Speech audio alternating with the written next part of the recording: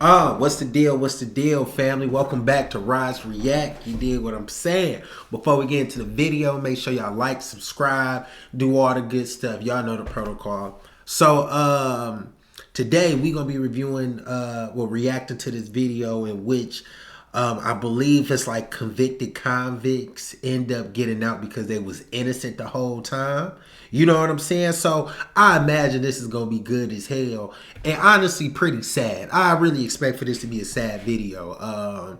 Especially if they did like X amount of years. You know what I'm saying? So without further ado, let's get into the video.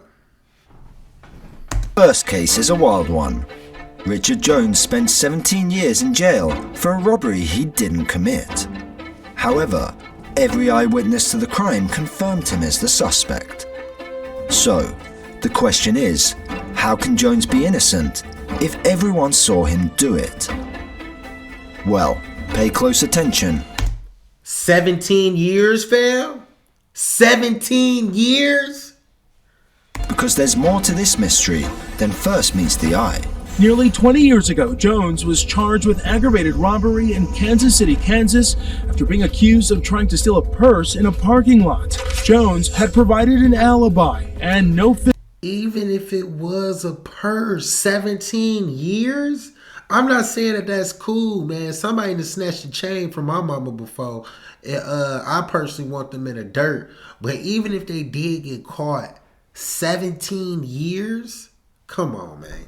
Physical evidence ever linked him to the crime. The victim told police the suspect was thin to medium build, tan with dark hair pulled back, and out of a photo lineup of 6 mugshots, Jones was identified. That eyewitness testimony landed him behind bars. No DNA, no physical evidence, and a solid alibi were all overpowered by the victim selecting Richard out of a lineup. It was described as picture perfect. Did you catch it? Would you believe me if I told you you've seen 2 different people? Believe it. We are back with a case of mistaken identity that forced a man to spend 17 years behind bars. And the discovery casting doubt on his guilty verdict. I believe it was a striking resemblance. It just blew me away. Couldn't let someone else's mistake make me waver in my faith and never make me shy away from what was real and what the truth was. Bro, they look exactly alike. What the hell? Believe me if I told you you've seen 2 different people. You had to take it back. Believe it. We are back with a case of... That's crazy as hell. I'm sure, bro. I know he was mad as hell, but I'm sure he could understand the resemblance. Mistaken identity that forced a man to spend 17 years behind bars. That's crazy. And the discovery casting doubt on his guilty verdict. I believe it was a striking resemblance. It just blew me away. Couldn't let someone else's mistake make me waver in my faith and never make me shy away from what was real and what the truth was, and that was I was innocent, and I knew it. After 15 years of time served, Jones contacted the Midwest Innocence Project. The Innocence Project helped him find that man, and when they did, people's minds were blown. During that visit, Mr. Jones actually said to the students, "I keep getting mistaken for this guy named Ricky Amos." The victim was brought back in to point out the suspect, but with Jones and Amos standing next to each other. Jones and Amos had never met until a hearing last Wednesday when witnesses admitted they couldn't tell the 2 apart. That's crazy. The judge ordered Jones released. Judge recognized that an injustice had been done. Everyone did. The victim did. The original prosecutor did. And came to testify that Richard Jones didn't commit this crime. They say everybody has a twin, right? To see these 2 men, it's like looking in a mirror, except they never met, though they were both housed in the same prison. Insane. What are the chances of finding your real-life doppelganger? He has the same legal name as you, and out of all places, he ended up being housed in the same prison as you. Unbelievable. It's unbelievable. I didn't see myself being here. It's been 17 years.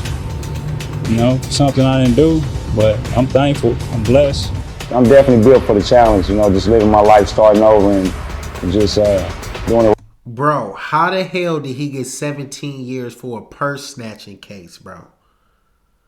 This don't make no sense.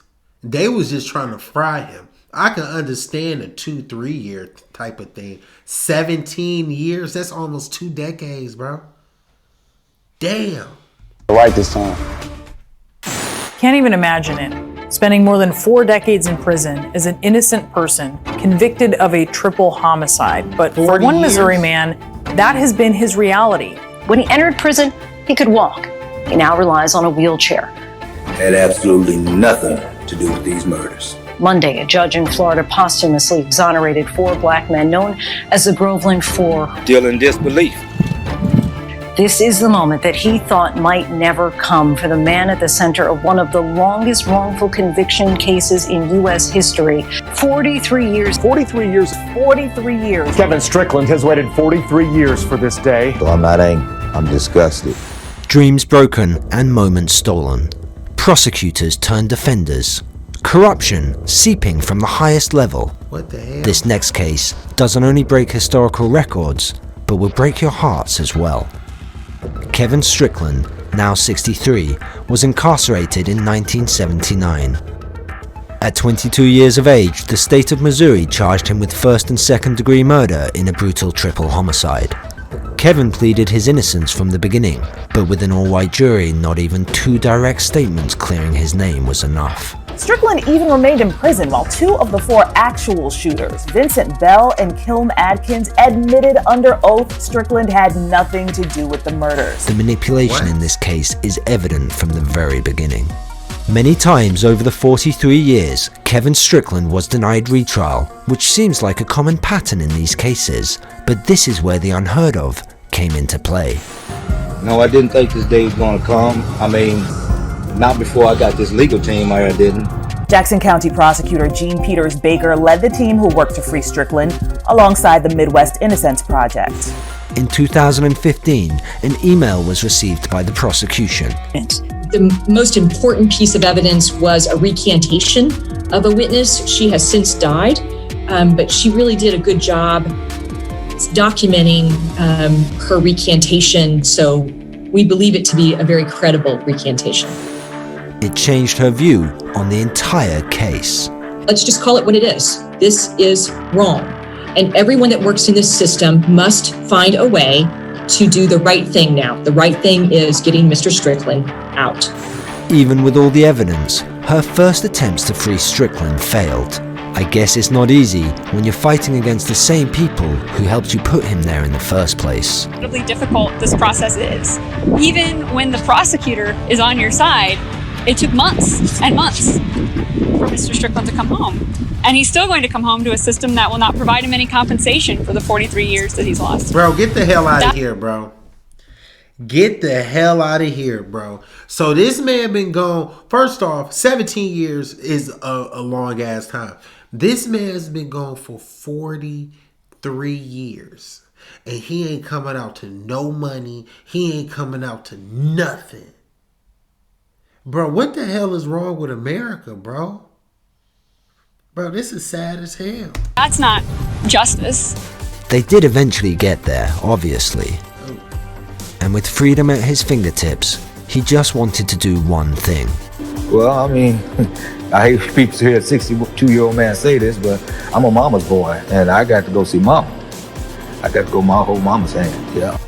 But Attorney General Eric Schmidt had his way of slowing it down, causing that one last wish to be taken away. His mother died 2 months later. Procedural hurdles caused his case to be delayed and later dismissed. His mother passed away on August 21st. We can't bring back Mum, but the people of Missouri and abroad decided that they can help in another way. He's been out of prison for more than a week. The GoFundMe has raised more than $1.7 million. $1.7 million? It doesn't equal 43 years, but I do think that will help keep him out of a cardboard box. And maybe a little more. You know, I've never been on a beach, you know, not even a man-made beach. And I want to go out far in the ocean where you can't see any land, any direction. And not just go out there, but get in that water. I want to feel the power, you know, of God's creation. I want to feel that water. stunning development in a murder case NBC News has been following for nearly 3 years. On our way to see an inmate by the name of Richard Rosario. Rosario was convicted of the 1996 murder of teenager George Colazzo in the Bronx. His story has never changed. Did you shoot him? No. Why are you here? Sometimes I'll hear about a case that sounds so outrageous. It makes me wonder, what if it's true? One of two things was true. Either Richard was innocent or I had a law enforcement officer lying to me. I'm never gonna lose hope. They have to take me out of here in a box. I'll never lose hope, no matter how long I'm here. June 19th, 1996, in the Bronx, New York, 17-year-old George Colazzo was gunned down in cold blood. 2 weeks after the murder, his friend and a food cart owner who witnessed the crime were asked to look through a lineup of photos. The man they both picked out, 20-year-old Richard Rosario, who was in Florida State at the time of the murder. Unbeknown to Rosario, he was now a wanted man. He gets a call from his family explaining being wanted by the NYPD. As soon as my mother told me and I spoke to my sister, I spoke to my wife and I found this out, I just came back. But not back to what he expected. Within hours, he was handcuffed, arrested, and considered the sole suspect in the murder of Colazzo. He did turn himself in that night, and he did give a statement to police where he names 13 people who he said could confirm that he was in Florida, and he also gave them a copy of a bus ticket showing that he had taken a Greyhound bus from Florida. So if detectives were given names, addresses, phone numbers of the people who could place Rosario in Florida on the day of the murder, then how did the jury find him guilty 2 years later? Well, if you're not a fan of corruption or injustice, you might want to look away. The newly joined Exoneration Initiative managed to get Darcel Clark, the new district attorney, to re-examine the case. What they found was downright dirty. Well, yeah, after I spoke with the alibi witnesses, they all told me that no one from the NYPD or the DA's office or anybody ever called them. He gave a statement to the police and gave them names and addresses and phone numbers, including yours. Did anybody ever call you? Not a single phone call. No one from NYPD called me just to confirm if what he was saying was true. We've thoroughly interviewed a number of witnesses, his alibi witnesses. We interviewed our witnesses, just every single angle we looked into. I don't feel now that I would be able to prove his guilt beyond a reasonable doubt. And that is the burden of proof that I must satisfy. But what she didn't mention was 1. The detectives withheld the fact that George's friend could not pick Rosario out of the lineup, and 2. The food truck witness didn't even see the gunman in the first place. As his family looks on, Rosario is led into the courtroom, shackled. We can see that the defendant did not receive effective assistance of counsel. He consented to the release of the defendant on his own recognizance. The jury is still out on the DA's office with regards to this wrongful conviction, and I hope that she would do the right thing to exonerate me, because I've been in prison for 20 years for a crime I didn't commit. My family didn't deserve this, I didn't deserve this, nor the victim's family or the victim. And I hope this this conviction is not just vacated, but exoneration is given to me. Now there's one more moment you need to see, but this one comes with an interesting request. Rosario did the unthinkable. He asked for the murder case against him to remain open until his name is cleared. The public should know the truth. The families of the victims should have that clarity and that peace of mind that, a murder is not in the street and that their son received the justice that he deserved. If I had to spend every day of my life in prison to prove my innocence, I would have been prepared to do that. I'm innocent, and I'm gonna always be innocent no matter what the justice system does. Bro, what the hell? Bro, if this is not corruption at its peak, bro, this is actually kind of sad, bro. 17 years, 43 years, 20 years. Bro, people gotta... How you just gonna set them free and just be like, all right, man, my bad? Bro, nah, man, this is not cool. This is not cool. And then on top of that, was just as important as that, the people that testified against them should get some type of time. at least a year or so. You know, especially if they just saying stuff that just got people in jail and don't even care, and they can continue to live the life that they was living. That's bold as hell, bro. Was a bus driver for the Lorain County Head Start program. She took the kids to daycare and drove them home. Everything was fine until a call from her boss. It was May 7th, 1993 in Lorain County, Ohio, when Nancy Smith was going about her daily duties as a bus driver. Little did she know, her day was about to enter a head-on collision with a level of injustice which left her in pieces. The catalyst of this collision, another typical Karen. That is when they told me that a mother on Friday had made allegations against me saying that I did not take her daughter to school and that I had molested her daughter. What? And I was like, what are you talking about? And then the nightmare began. The mother claimed that the kid was taken to Joseph Allen's house, who was also described as Nancy's boyfriend. I've never met him, I've never talked to him, I've never even seen him. Then came the trial. First of all, you read the trial transcripts and the police records, and the children are changing their story. I mean, when you're innocent, you don't think that, that people are going to believe these lies. You just think, you just trust your justice system. Nancy and Joseph were then sentenced 15 to 90 years for child sex abuse. I was thinking, who's going to take care of my children? So, if Nancy claims she had never met Joseph before, then something here isn't adding up. Someone isn't telling the truth. Well, remember that Karen we mentioned, the mother of the little girl?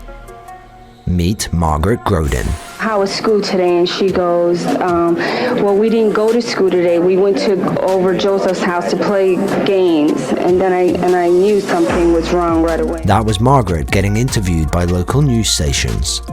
But she didn't stop there. Margaret also called upon all the neighboring parents and threatened Nancy with jail time.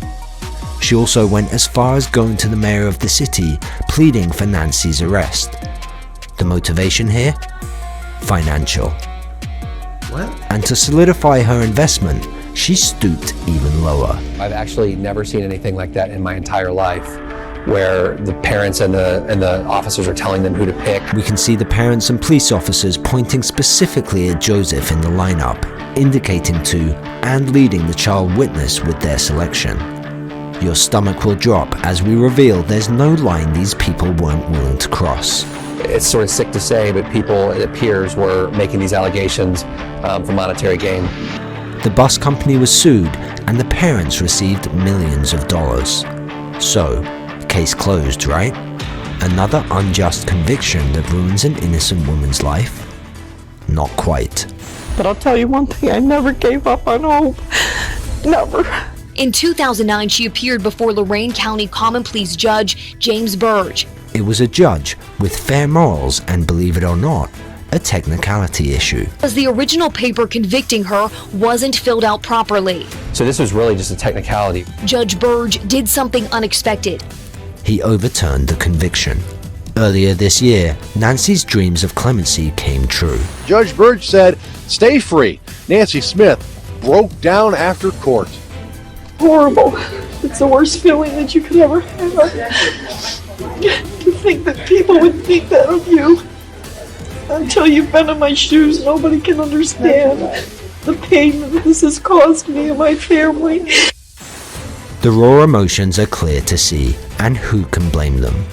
And to Ms. Smith and to Mr. Allen, I want to say that I apologize to you, especially for what was done to you and to your families. Hold up. Well, what the hell happened to... What happened to the lady that was lying and the officers that was just lying?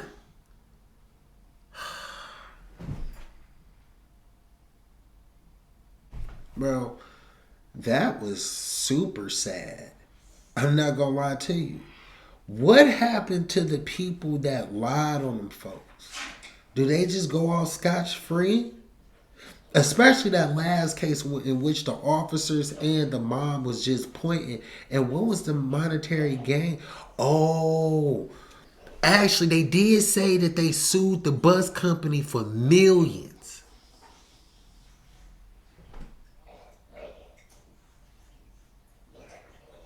Boy, this system is so corrupt, bro. It's crazy, man. Look, bro, make sure y'all like, subscribe. Y'all know what to do. Peace.